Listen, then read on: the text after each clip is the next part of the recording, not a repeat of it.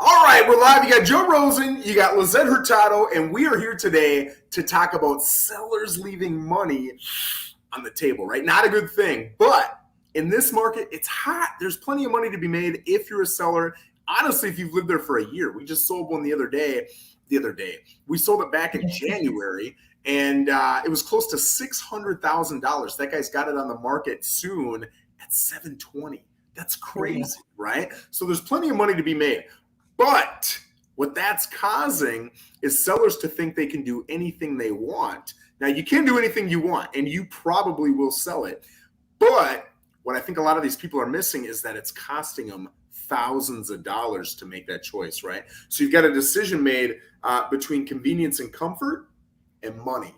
And I think all of this is okay. It's just, are they aware of it? So Lissette, share with us a couple things that you're seeing in the market right now when it comes to sellers that might be costing them thousands.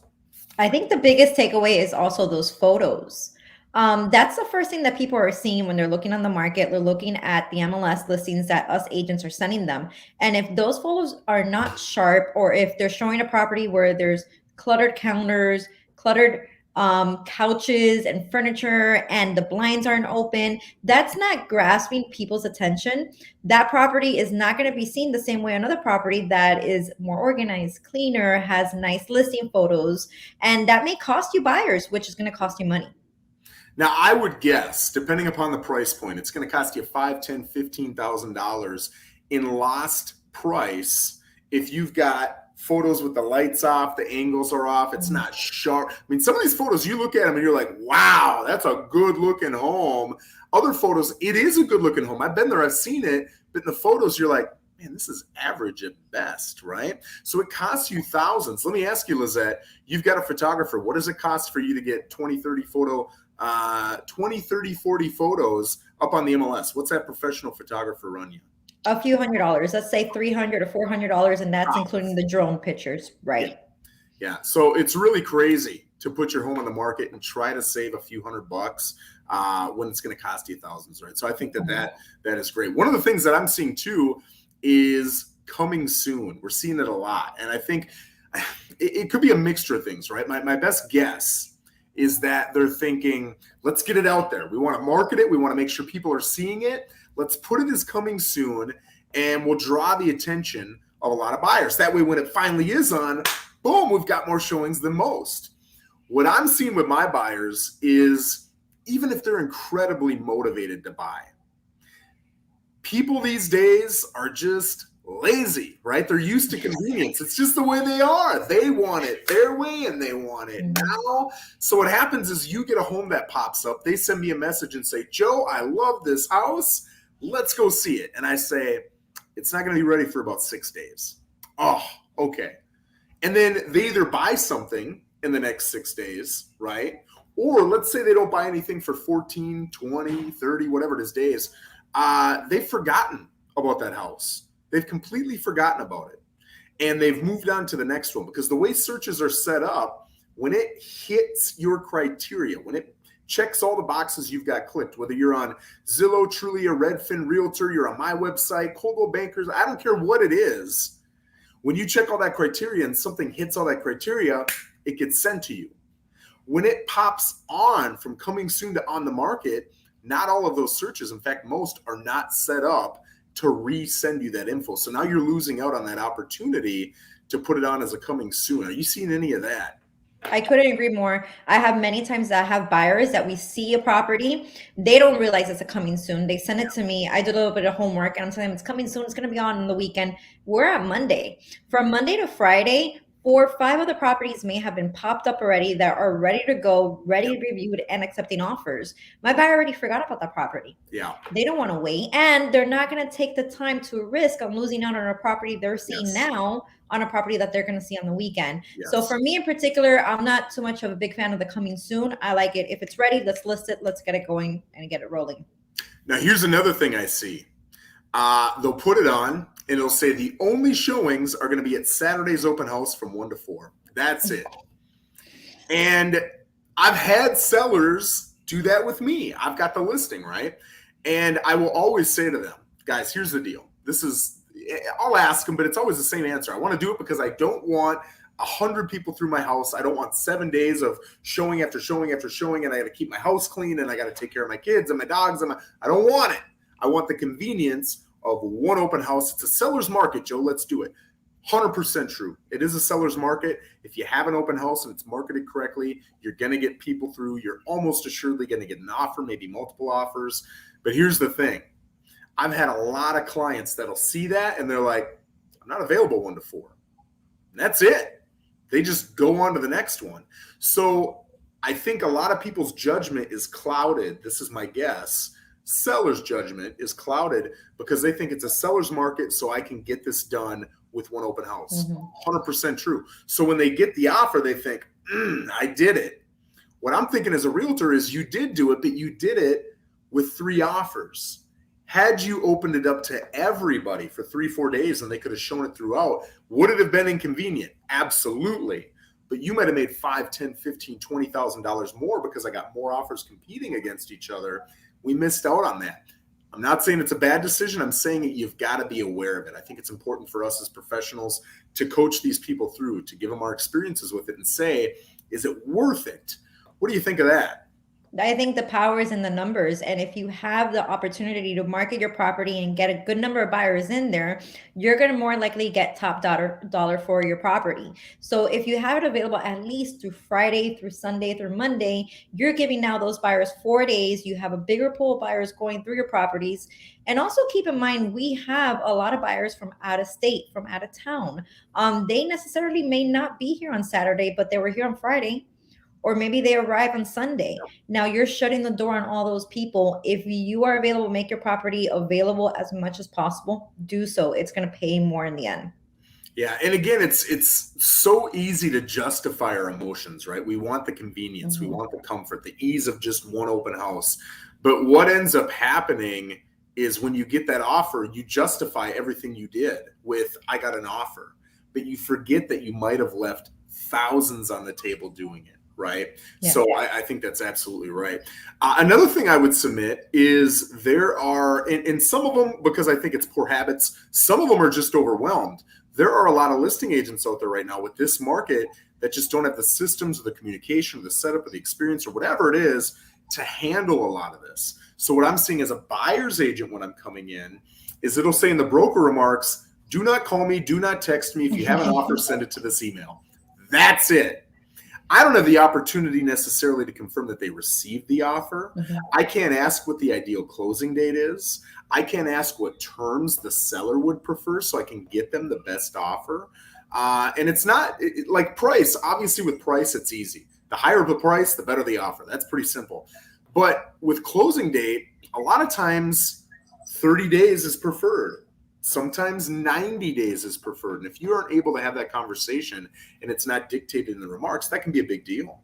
And there's more than just that, right? There's a lot of things to it that if you can have that conversation, it helps.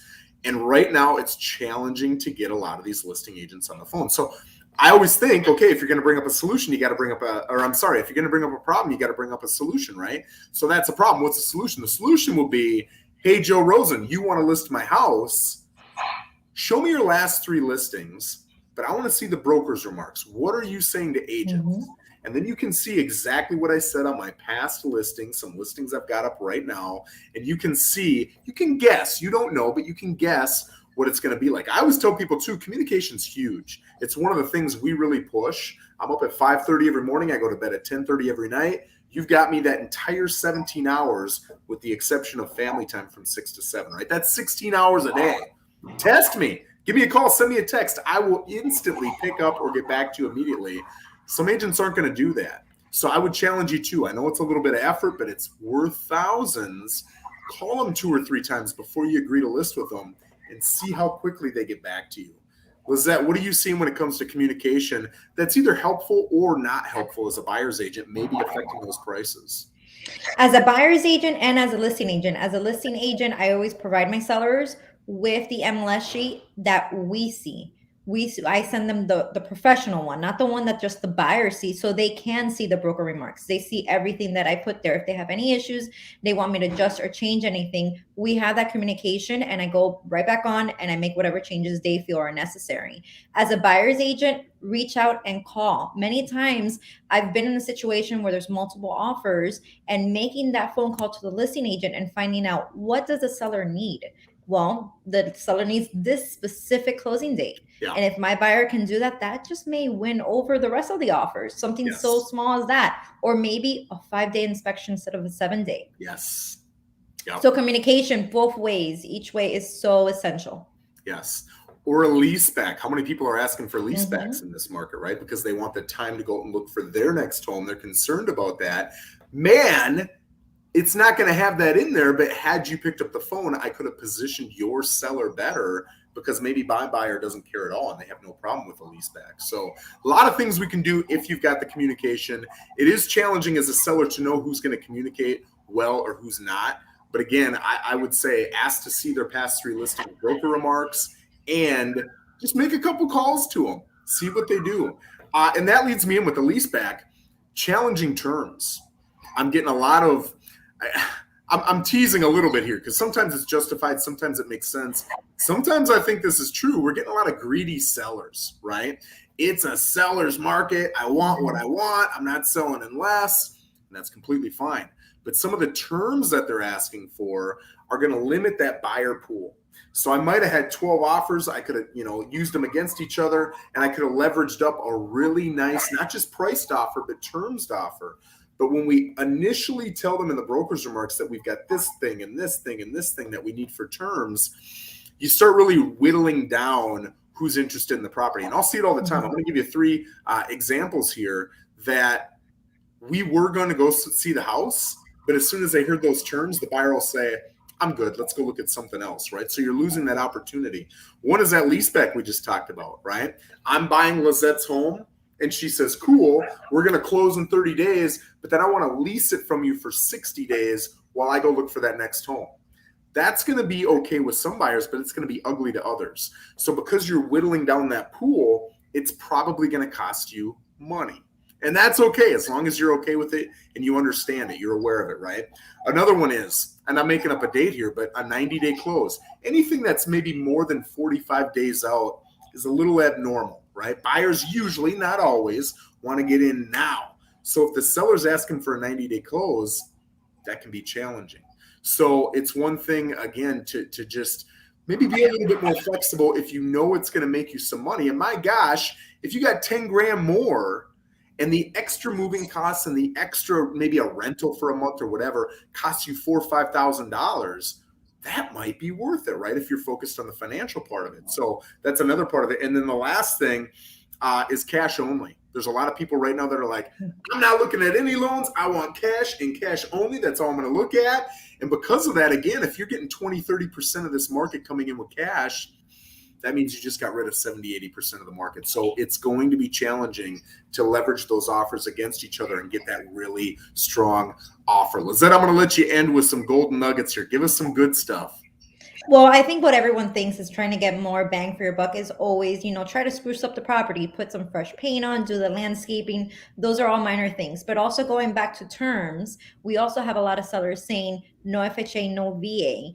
And at the end, that could cost you a really good deal. I've had great experiences with VA loans, and you're shutting out a bunch of buyers that could be putting all these offers on your properties. So just be open-minded and know that this is a seller's market, but you still have to be wise and make the right decisions to really get the most for your money. So yeah, keep that in mind. I like that you brought VA and FHA up, because a lot of people will put cash or conventional only, right?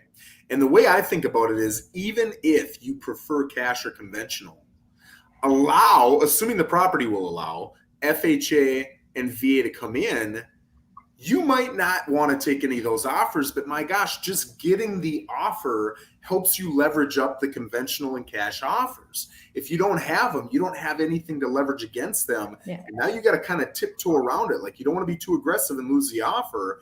But if I've got 17 offers, even if some of them are FHA and VA, man, now I feel confident negotiating, take it or leave it, right? I'm in a much better position as a seller or a listing agent. So great points on that. Overall, guys, I would just say this.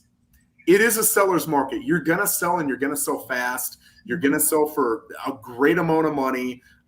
But if you're getting lazy or greedy or anything like that, the basics still apply, right? You're going to lose money doing that. So, hey, you might be excited making 80 grand, 150 grand, whatever it is. I'm seeing some crazy numbers lately, but you might be able to make 5, 10, 15 grand more if you put in the effort. It's worth it. Do it, and you'll be happy with yourself. It's such a short experience. Just go for it. Lissette, I appreciate you coming on today. I'll see you next week, guys. As always, if you've got any questions that you want us to touch on, just DM either one of us your ideas, and we're more than happy to do a video on it. Lissette, have a phenomenal day, my friend. Have a great day. Bye, guys.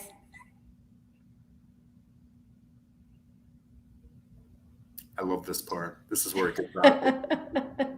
No. All right, well, I'm going to let you go, but I'm out of here. All right. See you guys later. Bye. Take care.